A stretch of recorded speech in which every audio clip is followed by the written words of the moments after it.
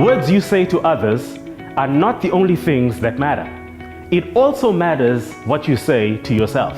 It seems many of you have forgotten that the words you say to yourself have a power of their own to sway your attitude, your outlook, and your perspective of yourself. In psychology, there is a concept known as self-talk. Self-talk is the way you talk to yourself or your inner voice. Call it your inner dialogue if you please. You might not be aware that you're doing it, but you almost certainly are. Self-talk is important because it has a big impact on how you feel and what you do. The Bible says, as a man thinks in his heart, so is he. One source says there are 3 ways to address self-talk, especially when it might be destroying your self-esteem. First of all, listen.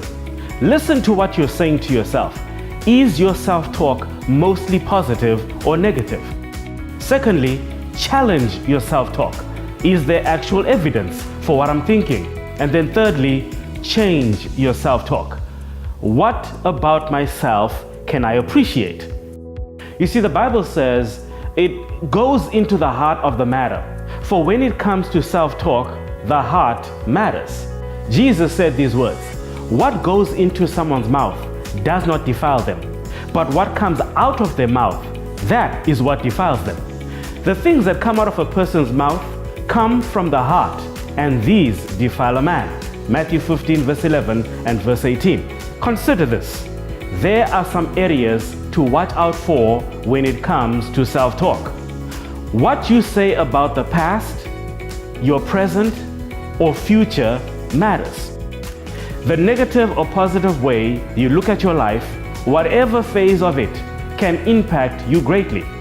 As somebody said, we are products of our past, but we don't have to be prisoners of it. To fully embrace your self-talk about your past, your present, or future, listen to these words from Thomas S. Munson.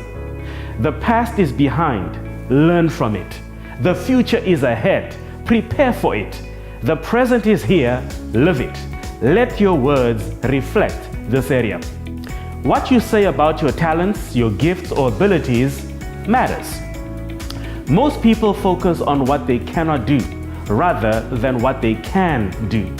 Most people forget that a lot of skills can be learned. Not everything comes naturally. So rather than spending time and energy on what you are unable to do, why not read about it, learn more? What you say about people closest to you matters.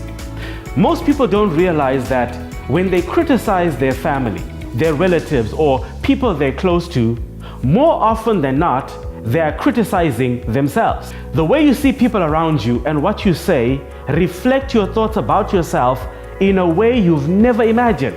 After all, you are the company that you keep. What other people say about you? You have a choice about the effect other people's words have on you. Sometimes the words can hurt, but they don't have to define who you are. Allowing them to affect you is equal to saying those things to yourself. On the flip side, be careful not to spend too much time praising yourself. You might not learn or grow beyond where you are now. So the balance is godly humility that sounds like this. Humility, not thinking less of yourself, but thinking of yourself less. In other words, it's not always about you. Sometimes it's about what you can contribute to the world. Watch your self-talk. And remember, like golden apples set in silver is a word spoken at the right time. See you in the next video.